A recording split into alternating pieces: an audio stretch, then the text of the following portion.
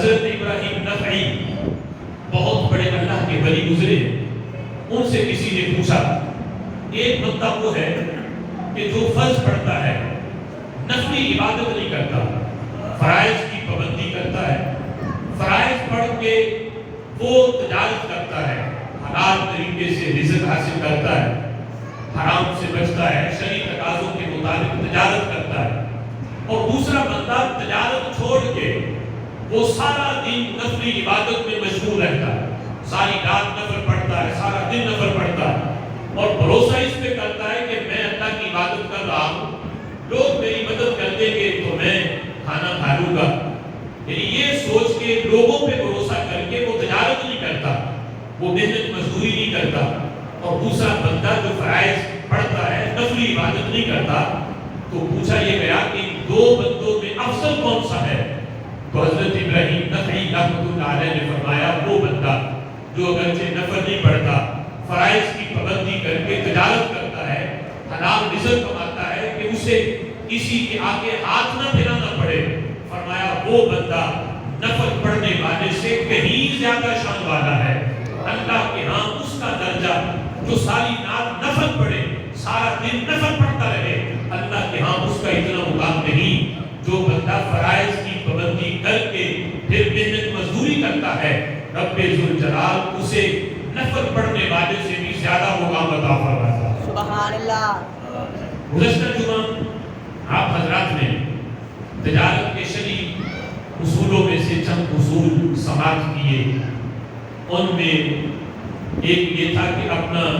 جو مال ہے اسے بیچتے ہوئے قسم نہ اٹھائی جائے،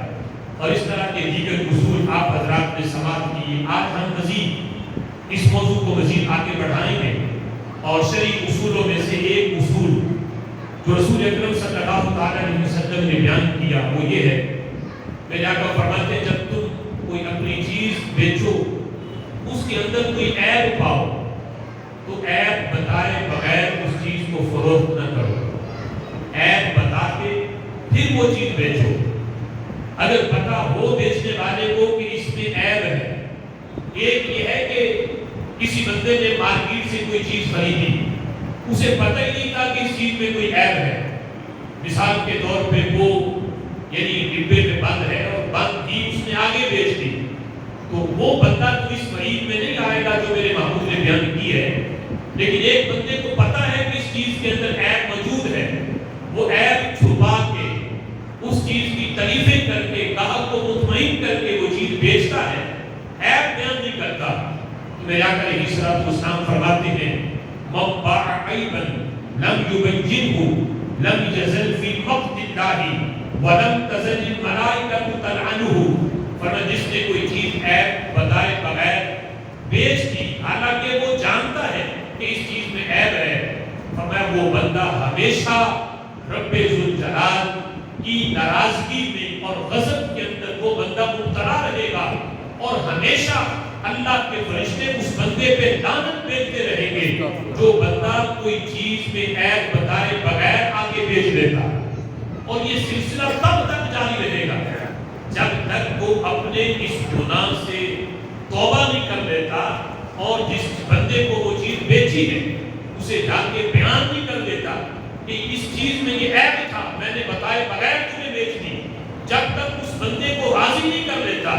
تب تک فرشتوں کی لعنت برسنا اس پہ بند نہیں ہوگی، اور اللہ کی ناراضگی تب تک اس بندے سے ختم نہیں ہوگی، فرمایا ہمیشہ وہ بندہ اللہ کی ناراضگی میں رہتا ہے اور فرشتوں کی لعنت اس بندے پہ برستی رہتی ہے جو بندہ آگے چیز عیب بتائے بغیر بیچ دیتا ہے۔ نبی پاک علیہ الصلوۃ والسلام مدینہ شریف کے بازار سے گزرے، ایک گندم کا ڈھیر لگا تھا، اوپر گندم بڑی اچھی تھی، نبی پاک علیہ الصلوۃ والسلام نے اپنا ہاتھ مبارک ڈھیر کے اندر داخل کیا، سبحان اللہ، جب داخل کیا تو اس میں تری محسوس کی اندر سے، آپ نے جو بیچنے والا تھا اسے کہا کہ یہ اندر جو ہے نمی ہے، اوپر نمی نظر نہیں آ رہی، اس نے بتایا کہ بارش ہوئی تھی یہ گندم بھیگ گئی، تو میرے آقا علیہ الصلوۃ والسلام نے فرمایا کہ تم پھر یہ بھیگی ہوئی گندم اوپر رکھو تاکہ خریدنے والے کو پتہ چلے کہ اس کے اندر یہ عیب موجود ہے، اگر اس طرح چھپا کے تم کہ بھیگی ہوئی گندم نیچے چھپائی ہے اور اوپر اچھی گندم ہے، اس انداز میں بیچو گے تو یہ بے کرنا تمہارا یہ نجائز بن جائے گا اور یہ اللہ کی ناراضگی کا سبب بنے گا اور فرشتوں کی لعنت کے برسنے کا یہ سبب بنے گا۔ میرے آقا علیہ الصلوۃ والسلام نے اس انداز میں ان کی تربیت کی